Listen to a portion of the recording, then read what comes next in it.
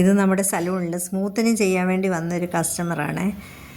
പുള്ളിക്കാരി റൂട്ട് ചെയ്യാൻ വേണ്ടി വന്നതാണ്. ഹെയർ ആണെങ്കിൽ ഭയങ്കര ഫ്രിസി, കുറേ ഡാമേജും ഉണ്ടായിരുന്നു. എൻ്റെ ടിപ്പ് വന്നിട്ട് സ്പ്ലിറ്റ് എൻഡ്സും കാര്യങ്ങളും ഒക്കെ ഉണ്ടായിരുന്നു. ഇത് ചെയ്ത ശേഷം കിട്ടിയ റിസൾട്ടാണ്. സ്പായൊന്നും കൃത്യമായിട്ട് ചെയ്യാതെയാണ് അവരുടെ ഹെയർ ഇങ്ങനെ ഒരുമാതിരി ഫ്രിസിയും ഡാമേജും ഒക്കെ ആയിപ്പോയത്. ഇത് ട്രീറ്റ്മെൻറ്റിന് ശേഷം കൃത്യമായിട്ട് സ്പായൊക്കെ ചെയ്ത് മന്ത്ലി കെയർ ചെയ്യണവർക്കാണെങ്കിൽ ഇതേപോലെ തന്നെ ഈ ഹെയറിനെ നമുക്ക് മെയിൻറ്റെയിൻ ചെയ്ത് കൊണ്ടുപോകാൻ പറ്റും. അല്ലാതെ അലക്ഷ്യമായിട്ട് ഹെയർ കെയർ ചെയ്യാതിരുന്ന് കഴിഞ്ഞാൽ ഡാമേജും ഫ്രിസിയും ഒക്കെ ആയി മാറും ഹെയർ. ഇത് പുള്ളിക്കാരിക്ക് ഭയങ്കര ഇഷ്ടപ്പെട്ടു. അറ്റ് ലാസ്റ്റുള്ള ഫൈനൽ ലുക്കാണ് ഈ കാണുന്നത് കേട്ടോ.